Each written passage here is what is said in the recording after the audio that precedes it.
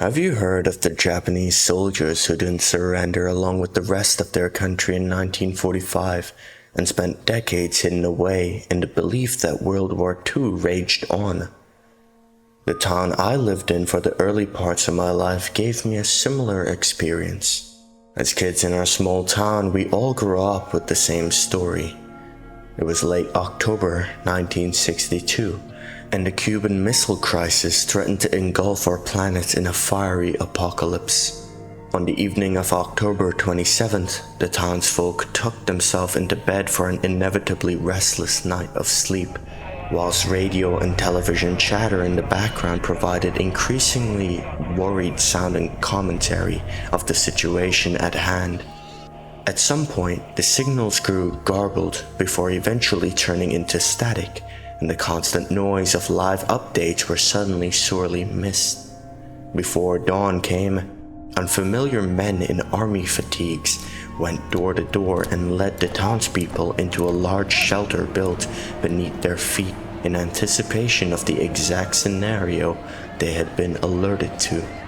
Supposedly, some people refused, with the explanation that there had been no official communication of an attack or a state of war, and that they would comply if they were allowed to find out for themselves through their long-defunct radio and television set.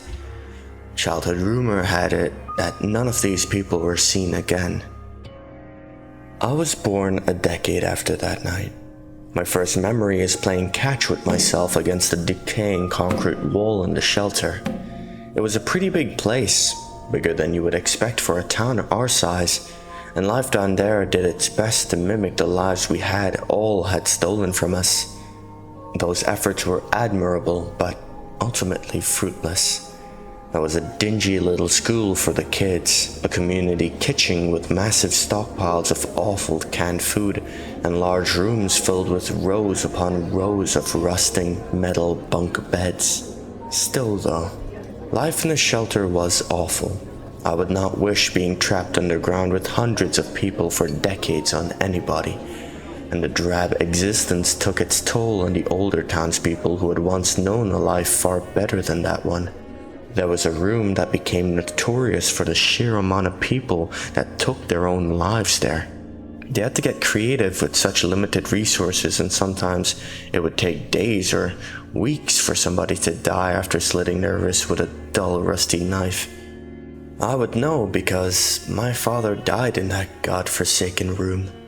They found his lifeless body dangling from the ceiling, and little 10-year-old me was left in a state of agony. I didn't talk for months after it happened, and sometimes I still wish it had been me instead of him.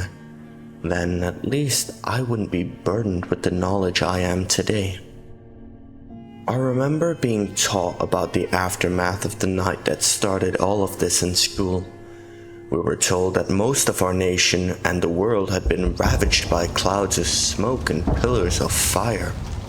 That life on the ground above us was practically impossible, that we had to stay there forever, lest we face the horrible deaths that we had been saved from. There were a lot of rules to ensure we stuck to those ideals, but we were far too terrified to be skeptical of anything we were taught, and so those rules went untested.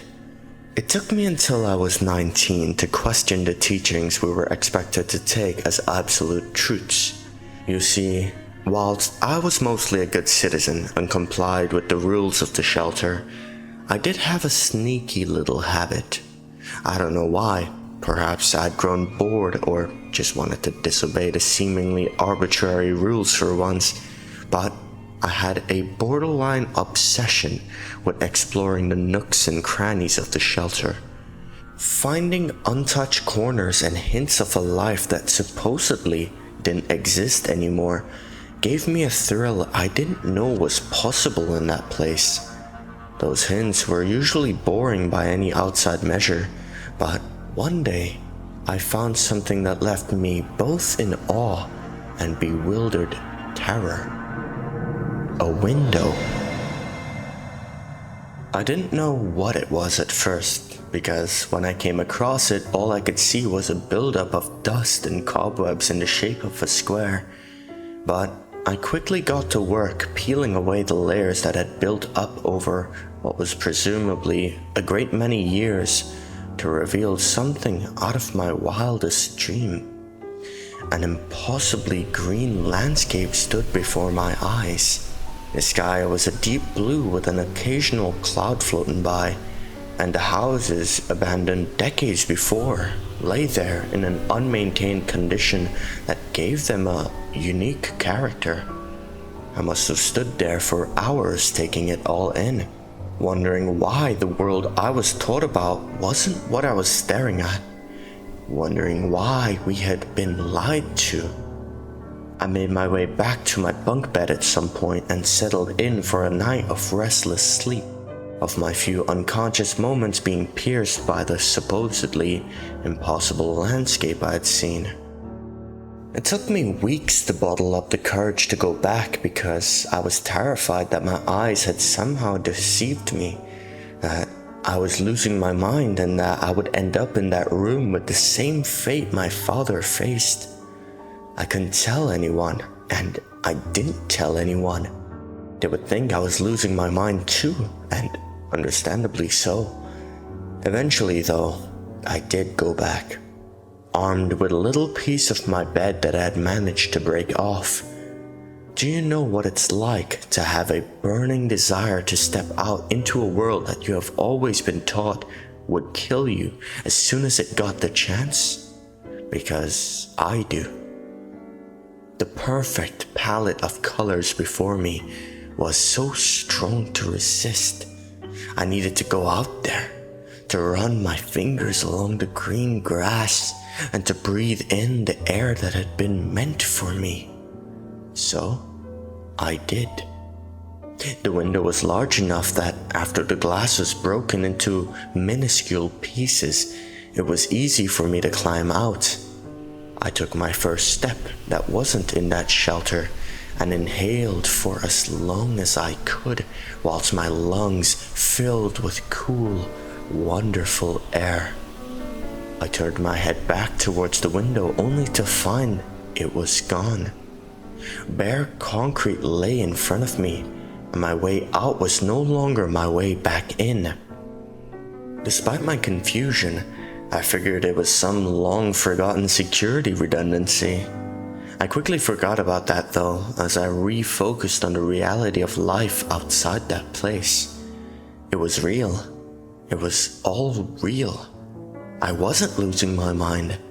Everything I had seen through the window was exactly the same once I had rid myself of its constraints. Except one thing.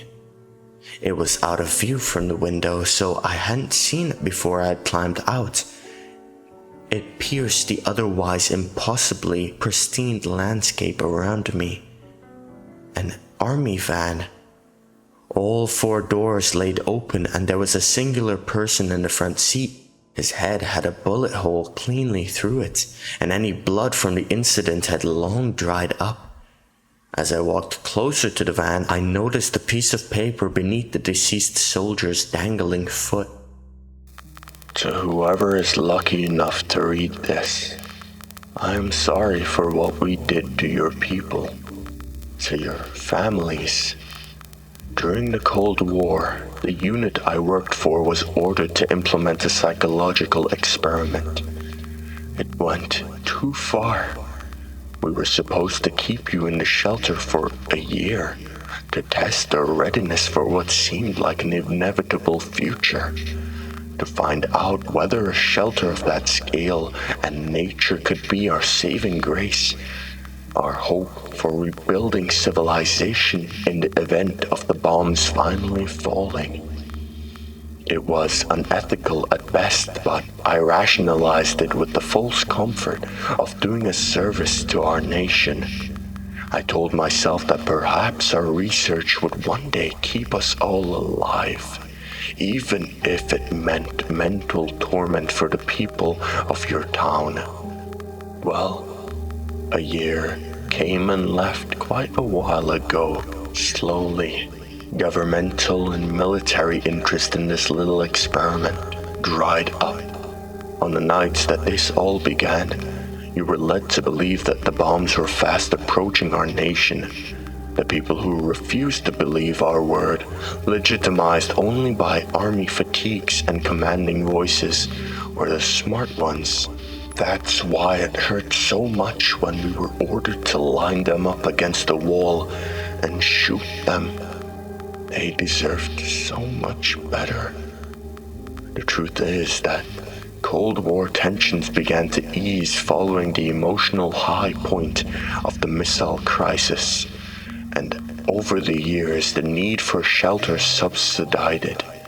With it, as I mentioned before, so did interest in our experiment. Our men filtered out over the course of months and years until I was the only one left. Perhaps the guilt I felt, the guilt that gnawed at me during every waking moment, kept me here. I had no purpose, no resources, and no way to get the people we had condemned to a miserable life years before. Still, though, the empty remains of the town this once was kept a tight grip on me, and I have never been able to leave. I will never leave. This is where I deserve to die, where I deserve to pay for the sins I committed upon the people who were once here. I hope and pray this letter someday finds a citizen of this condemned town, and I hope my confession can bring you some peace. I do not expect you to forgive me, nor do I deserve it, but please know that every moment I remain alive will be spent in an impossibly deep regret. I have one final wish. Please bury my body in this letter as deep as you can dig in the soil of this town. I deserve to be forever condemned to an existence underneath the ground of where this all began, an existence you have wrongly been forced to partake in. I hope my pain is far worse than we made yours. Goodbye. I must have sobbed for hours on end after reading the letter, and the days and weeks after that were a haze. Much of what I remember is made up of trying to get back into the shelter in a desperate bid to give my fellow townspeople the freedom of the life they were supposed to have. At every turn and entrance, I was met with meters of concrete, and I never succeeded in getting back into the shelter.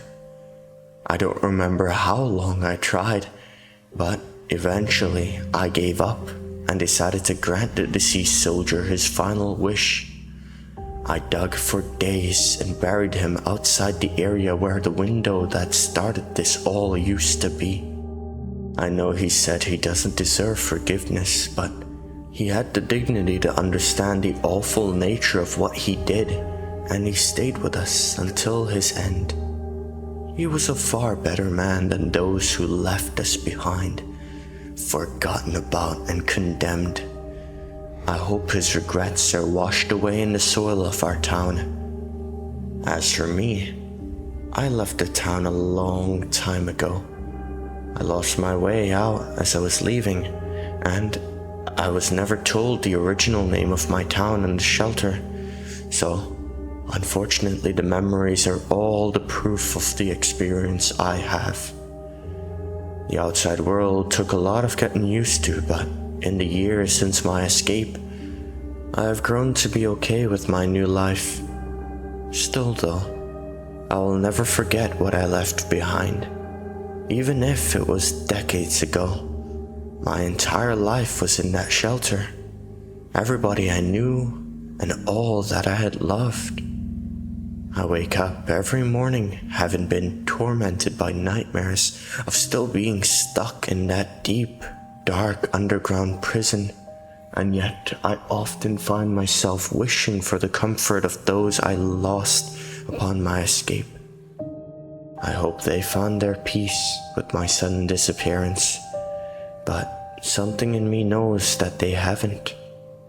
My pain and terror out here is almost as great as it was in there.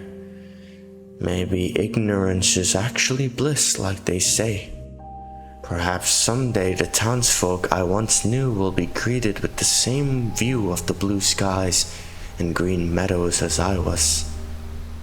In the meantime, I desperately hope that they find a better existence in the shelter than the one I once knew.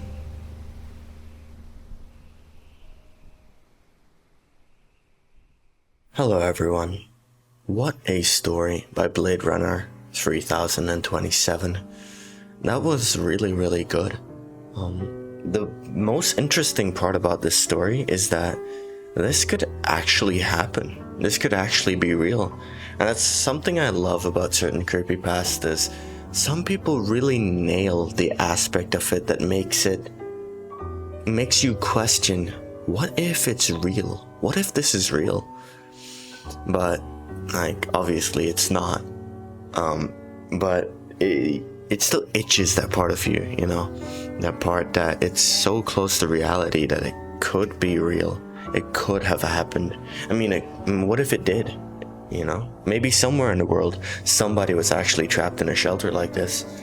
Who knows? The world is vast with millions, billions of people covering this earth. I guarantee you somewhere on the planet this has happened. And that's the scariest part of this story. This has definitely happened somewhere in the world. And yeah, I hope you guys enjoyed this story as much as I did. If you did, tell me about it in the comments down below. And yeah, I'll be down there responding to your guys' comments like I usually am. And I'll see you guys in the next one.